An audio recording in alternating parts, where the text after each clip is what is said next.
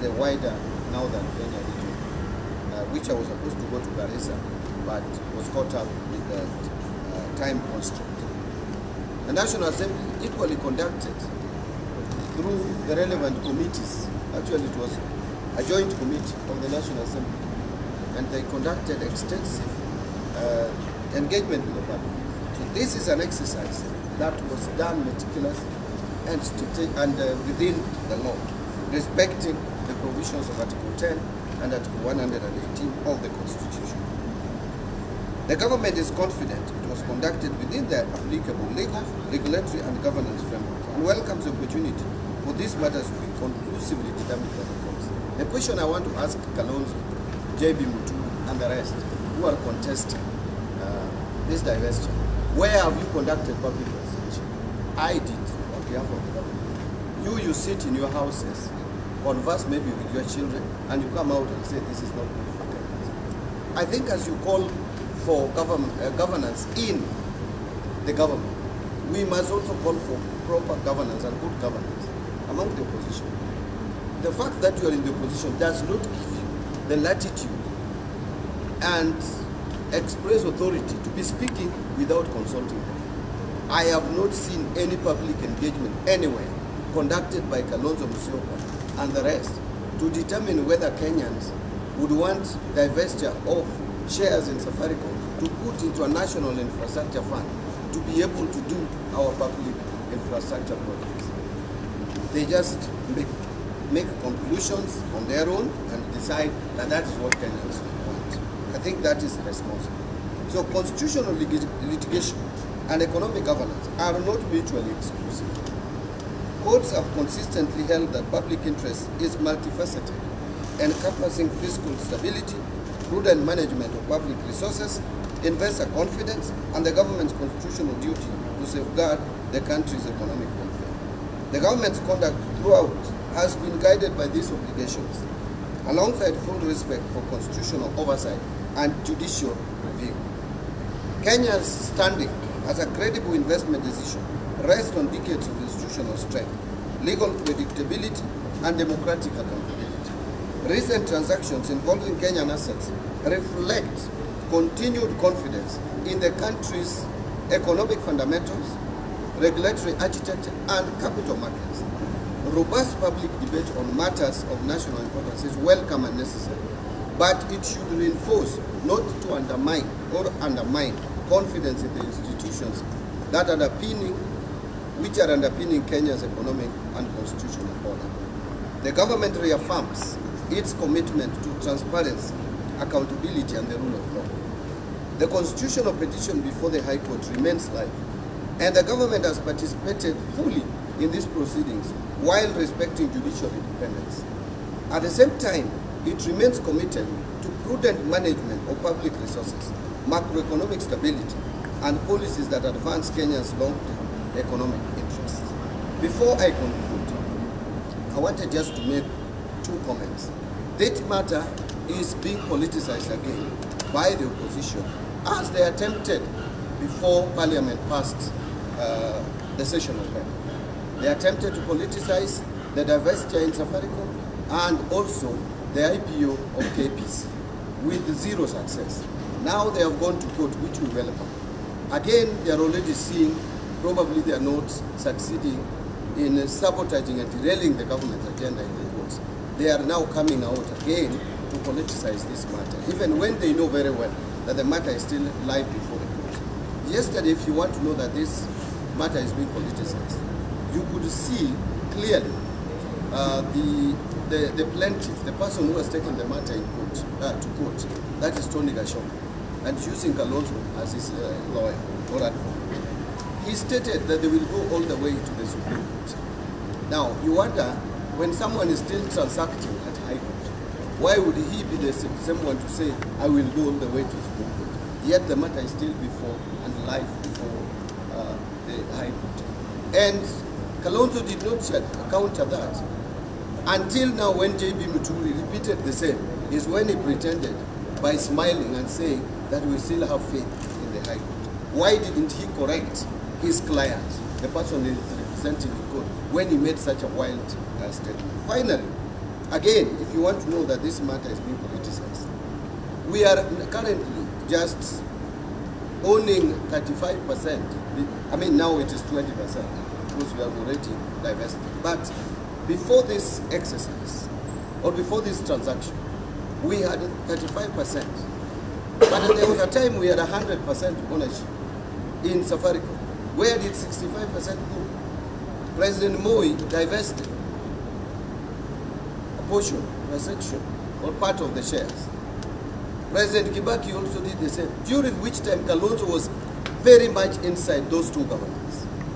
Kalonzo Musyoka was a very strong member of government of President Moi. He was a senior minister. He was sitting in the cabinet.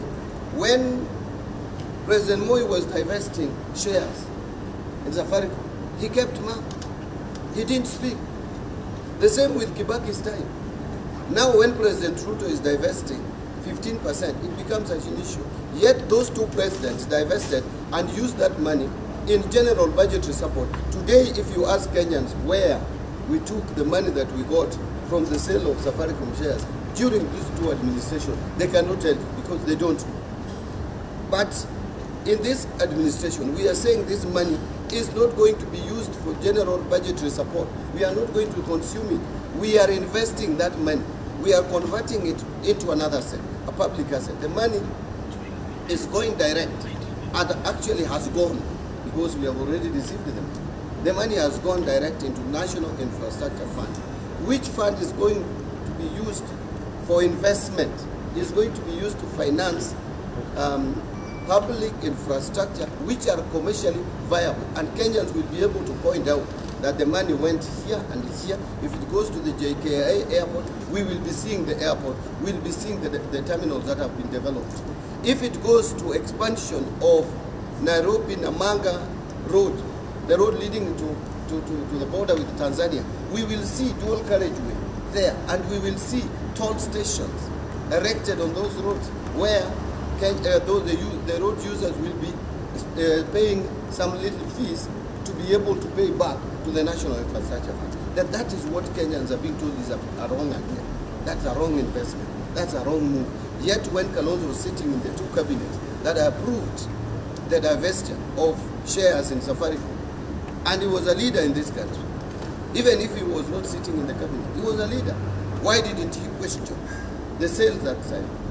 Now he's questioning why, because it is Ruto who is there and he wants to be the president. You cannot be president of this country by distorting facts, misinforming people, and spreading propaganda, and just criticizing and questioning every issue that comes before the government, before the public. Finally, now you see, they tried to politicize Finance Bill of 2026. They tried to misinform people and distort facts. They failed. Now they are scavenging for something else. These are scavengers, political scavengers, very dangerous. Political scavengers looking for any opportunity to make government look bad. But Kenyans, I'm happy, are now more intelligent and are telling them, please come with facts and come with alternatives. Thank you very much, unless you have further questions to ask. You want to give us some capital first? I will do questioning first. Wazir, I have a question. Yes. I'm looking from KBC. And from where you stand as the Cabinet Secretary for Treasury, would you say that now that the matter is still pending in the High Court, in terms of determining the constitutionalism, the process of the divestiture of the partial divestiture of Safaricom shares, would you say that the government was approached to the court by rushing, or rather rushing in the terms, according to what Kalonzo was saying, by rushing to partially divest that part? Would you say the government was in contact? There is no process that we rushed. That's the first thing.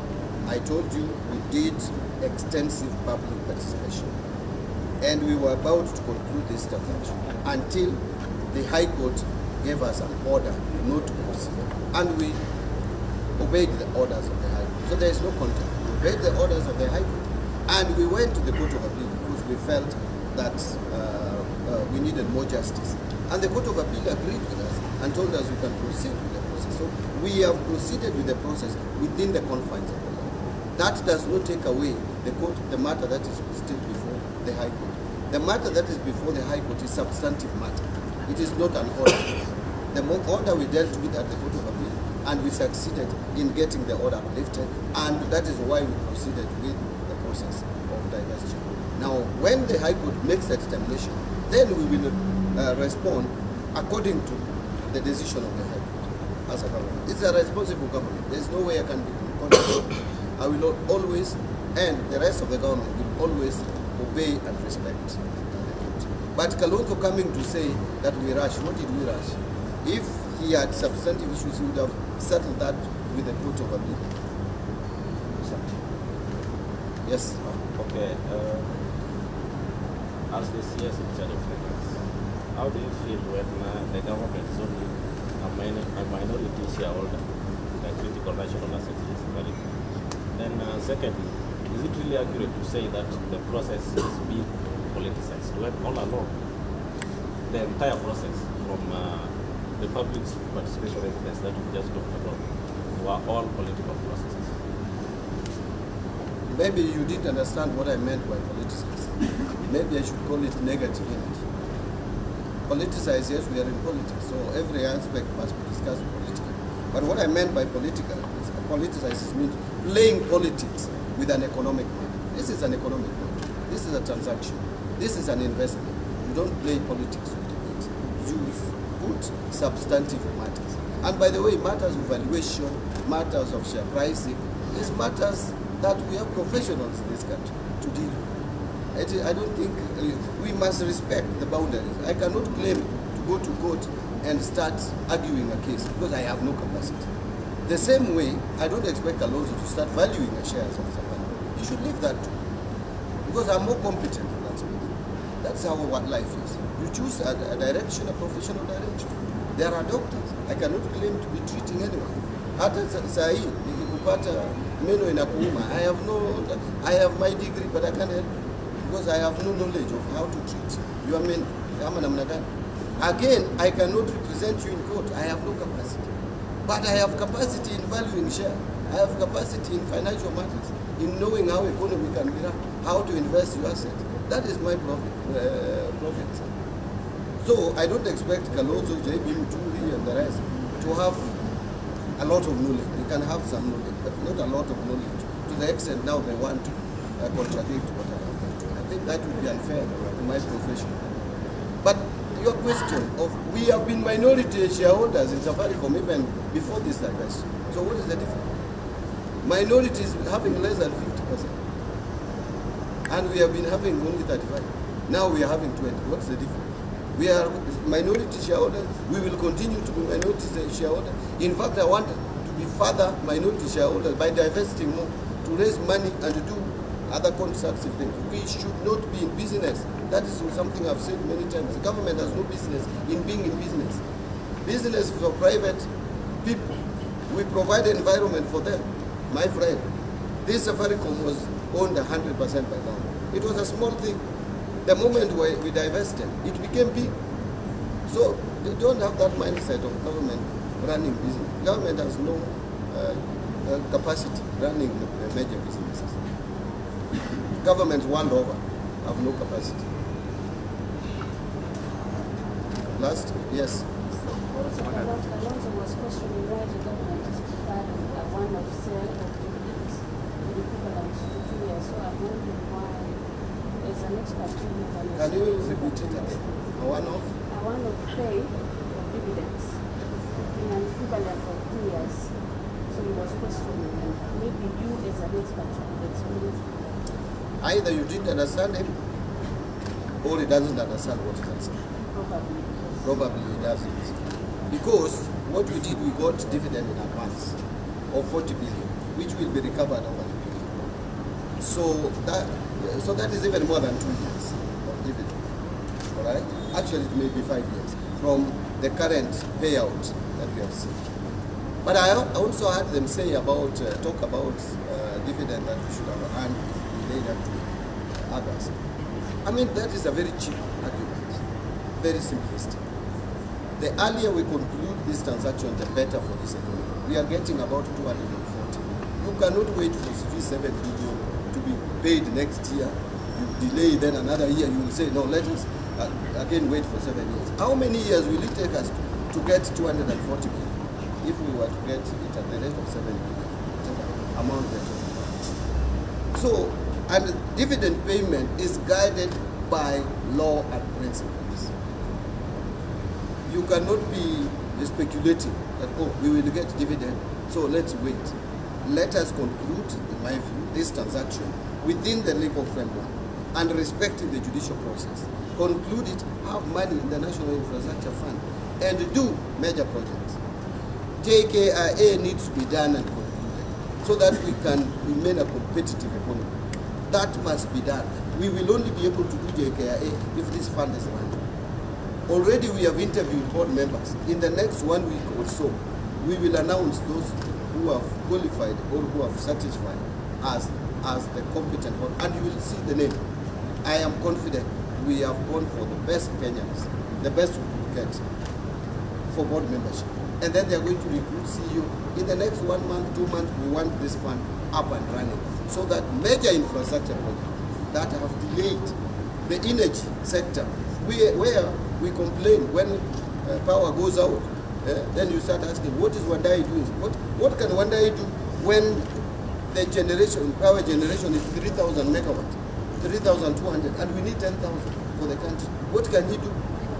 Can he bring magic to bring power stability? We need power stability. We need energy costs to come down. That can only be realized by deliberate and strategic investment in energy sector. You will not do that with the current budget that we have today. After you all know that we have debt distress, we have a lot of money we are paying every year from our revenue to service our debt, and you have no other alternative. You have to service those debts. We don't have money to do major projects. We don't have money to do AKA. We don't have money to expand some of our roads that need expansion and which are commercially viable. We don't have money to do irrigation or get to irrigated agriculture. We don't have money for energy. I've told you. We have to be innovative and creative. The traditional way of thinking, the simplistic way of thinking, the way I see the opposition, is not going to take this country far. We are committed to this cause. This National Infrastructure Fund, this government has committed itself that it is a solution to our advancement towards the first one. And it will happen. The journey has just begun. And we are not going to be derailed. We are going to soldier on because we know that this is what is good for Kenyans. We have even engaged Kenyans. They were not questioning about the sale, by the way, of this. What they were questioning is how this money is going to be managed, accountability. And they told us, please put the right people to manage this fund. If you want to know that we listened, look at the people who the president appointed to the council. Apart from those who are spelled out in law, including myself as the cabinet secretary, who is the chairman of the governing council. There is Kamau Kuge, who is the governor central bank, by law. Attorney General, Dorcas Ugulu, by law. Then there are other individuals. Number one, Paul Russo, the CEO of KCB, an eminent Kenyan, we all know. There is Mr. Richard Etimisi, who was a very senior person in Standard Chartered Bank. We all know. He did an excellent job.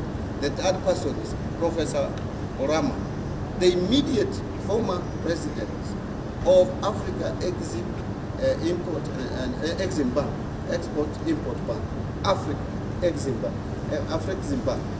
We all know how that guy is qualified. Then we have Faith Boynet, a lawyer of high standing, who is the chairperson now of APC, Kenya Pipeline. 4 eminent Kenyans who has complained about the capacity of those. When we get the board in place, you will see the names. Again, you will be encouraged that we have the right people to manage this fund. People with knowledge in investment banking, people with knowledge in accounting and finance, people with knowledge in engineering. Those are the people we will have in the board who will now then go ahead and recruit the manager. Let us give this fund chance to transform this country. And it is going to happen, as the president always says, in our lifetime. Lastly, my brother, I hope you are asking. We are done. Mana Doluo Makoro Warito. Doluo. Oh, Chico, now you are done with me. Yeah. I come back with you. koro dholuo to loko gigi te, but abiro temo wacha. Adwa mana chiwo ler e wach mar serikal gi dholuo wanyalo wacho ni duoko shares mag e Safaricom piny. Nyocha wan gi 35% sani koro en 20%. Okuongo chien kacha kanyo wachako process ne wadhi kuom jo Kenya mowuoyo. Kane watieko wuoyo gi jo Kenya, wach ne nodhi e bunge. Jo bunge kata jo bende nodhi owuotho e Kenya mangima ma owinjo motimo twak gi jo Kenya, mowinjo gima jo Kenya dwaro. To kane pok watieko process to yawa moko norimbo modhi e doho ochungo wach ni doho mamalo.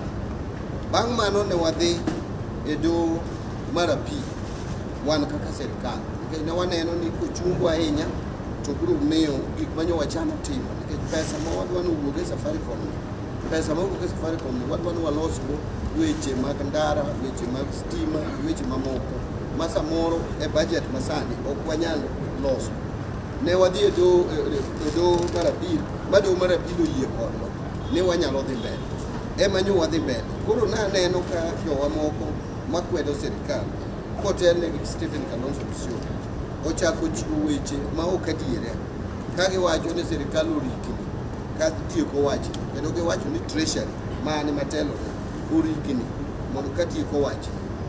Onge rikni warikni, wach ni osebedo mesa ndalo mathoth kendo osekawo dweche mang'eny, to kendo doho bende oyie kodwa ni wanyalo dhi mbele. Omiyo ne wadhi mbele kaluwore gi kaka doho nong'ado doho mar apil. Ma wach mokonie doho mamalo pod biro mana dhi nyime kaluwore gi kaka ibiro wach ne doho mamalo.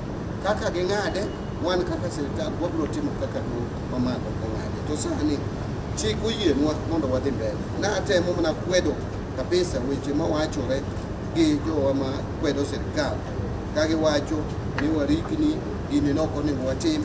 To apenjora ni to Kalonzo Musyoka ne nie serikal diere mane President Moi ouso shares mane mag Safaricom. Ne ene serikal diere ma President Kibaki nouso shares mag Safaricom. Ang'o mane mone wuoyo diere sani to koro wuoyo nikech President Ruto nie serikal? Aparo ni mano ok en paro maber kuom ng'ama onego bed ni telo ne serikal. Onego bed ni itiyo gi gima kisungu luongo ni objectivity, kiwacho adiera makende en ni Kenya ka wan gi gik mang'eny monego watim, wan gi yore mang'eny monego walos, wan gi airport monego walos obed maber, stima ma wan gi Kenya ka ok oromo jo Kenya tiyogo e weche gi mag industries kata weche mag emomiyo ka stima lal seche te, nikech megawatts ma wan go tin to dwaro wani malo, wadwaro megawatt ni 10,000 to wan mana 3,000 gi wiye mondo wayud pesa mwatim go irrigation ma jo Kenya yud chiemo moromo ma ok girito koth ni mamiyo gi chiemo. Nyaka wamany pesa ma watimo go magi, to ok wanyal golo ushuru kuom jo Kenya, to kendo bende ok wanyal golo gowi moloyo waseolo sani. Chuno nyaka wamany yore mamoko. Achiel kuom yore en duoko chien shares ma serikal nigo e kembe mang'eny ma serikal nie shares. Tich serikal ok en goyo ohala, tich serikal en keto lwasi maber ne jogo ohala. Aparo ni kanyo anyalo wegi kanyo kawacho ni jopurwa kata jopiny kik chik itgi ne joma tijgi en mana ketho kata dirail serikal gi gik ma serikal timo. Nyocha gitemo ahinya kana kelo finance bill, gikelo weche mang'eny ma propaganda mathoth gi miriambo mang'eny e finance bill. Ka oseyudgi kanyo ma giaye gi lwetgi nono, sani koro gichako gisiep gi weche kendo ma ochiko yo e wach mar Safaricom. An kaka ng'ama ochung' kata jatend migawo mar omenda mabochung' ne National Treasury ok abi miyo gi thuolo. Abiro nyiso jo Kenya gima jo Kenya onego bed ni winjo. Donga wach. Usuguduona no. Chomo. Haya. Pan na